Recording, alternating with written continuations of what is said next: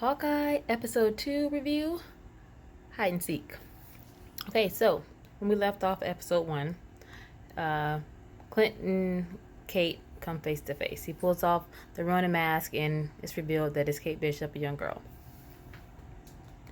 And in that moment, he immediately realizes what he has to do. A mistake has been made. Here's a young girl. And so we start off episode 2 with them escaping the sweatsuit gang and taking off and finding shelter temporary shelter in her apartment. And Clint Barton is right back into it. He's right back into his heroism. He's no longer being Clint Barton, the family man. He's now jumping back into Hawkeye. And after the night where the sweatsuit gang, they find her apartment, they attack, they get away. The suit is left there. Some firefighter takes it. Hawkeye jumps right back into action. And so I started thinking about it, like he sent his kids back home and he starts formulating a plan to get the suit back. And we think about it, it's like, what would you do to right a wrong?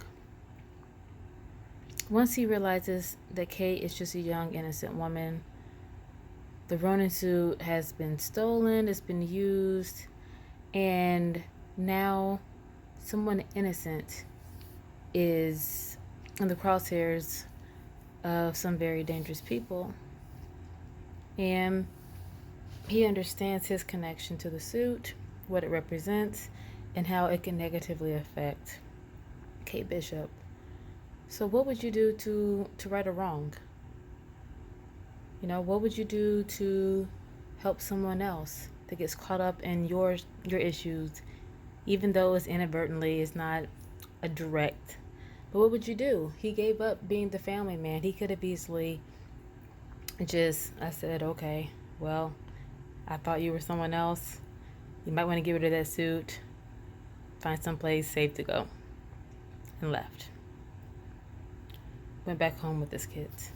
But no, he made another sacrifice and became the hero again and jumped into action. And another thing that I thought about is what happens when your past comes back, you know? When it comes back to haunt you. What do you do?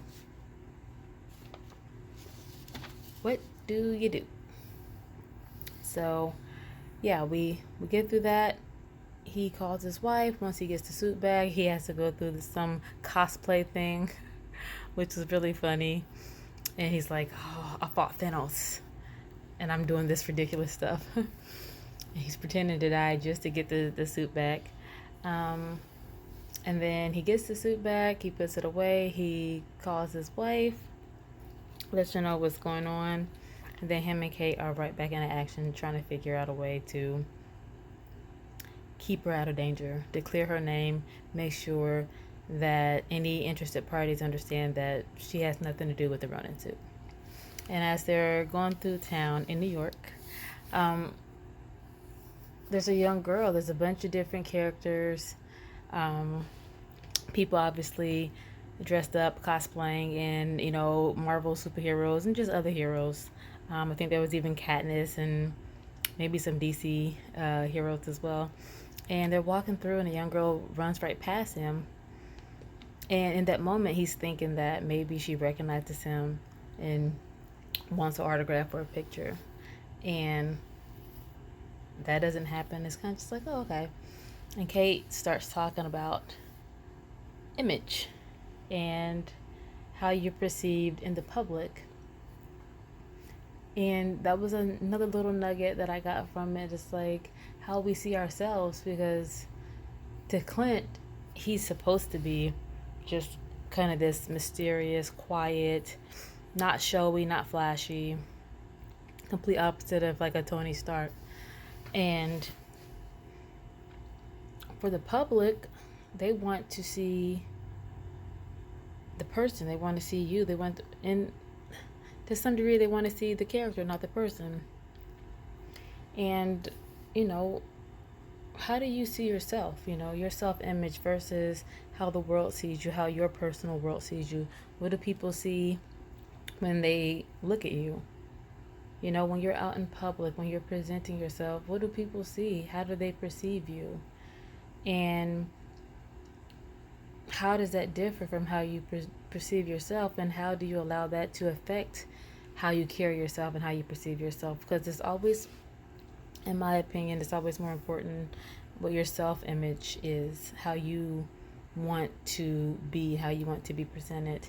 That's more important than really how people see you. I think that you can find a balance, but you don't want to kind of have to censor yourself or kind of amputate your personality and who you are, to fit what other people feel like they should be seeing when they encounter you.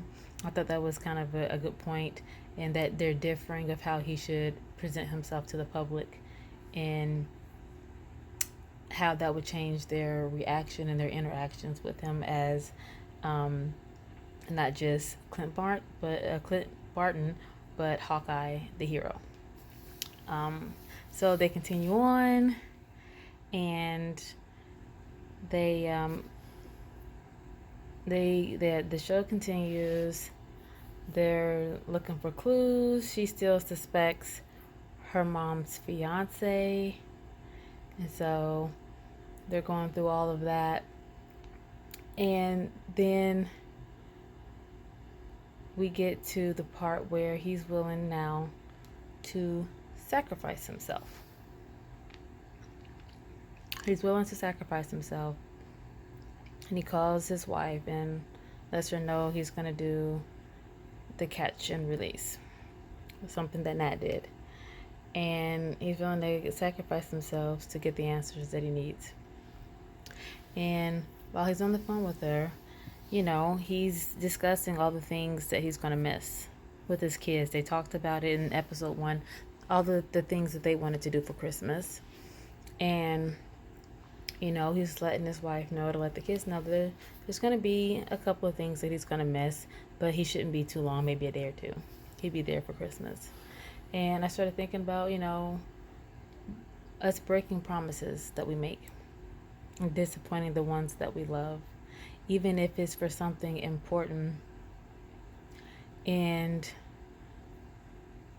how do we balance that? How do we make those decisions? Because our priorities should be family first.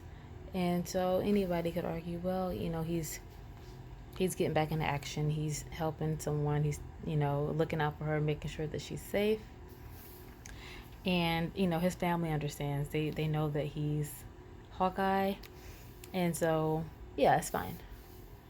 But what about in our lives? What do we sacrifice? What promises do we break for the greater good? Or for something that we really deem important? So I thought about that. And then also in that, it's like, when it's sometimes difficult, how do you handle, being pulled back into your old self when it's hard to leave your past behind, to leave the old you behind? But the old you is good, bad, or indifferent. How do you handle that when it seems like you keep getting pulled back in? You're moving forward. You've made changes. For Clint, he was in retirement.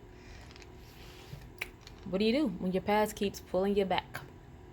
When you thought you've been done with something that's buried, and it's like, no. How do we handle it? And that's the thing. How we handle it is ultimately how we move forward. Do you want to keep going back to your past? Is that the person that you actually really want to be? Sometimes we do give up things, and it's not always a bad thing. Sometimes we settle, and we look back and think, man, I could have been this person. I used to be this person. And so sometimes it is, we say don't look at the past or this, any other, but sometimes it's important to look back and think, okay, where did I compromise? Where did I settle? And so, here he is once again, getting back into action. I mean, there were some. Well, that's episode 3. There's some good fight scenes. Love it. There's some good stuff there. Kate Bishop is actually really good too. Haley Steinfeld. There was some good things. But yeah, so that's the heartbeat, the real world kind of applicable things that I pulled from this episode 3 review. Is next. You're still here? What would you do to make things right? What would you do if your past keeps pulling you back? How do you deal with breaking promises? Oh, and catch Hawkeye on Disney Plus. Bye. Like and subscribe. Thank you.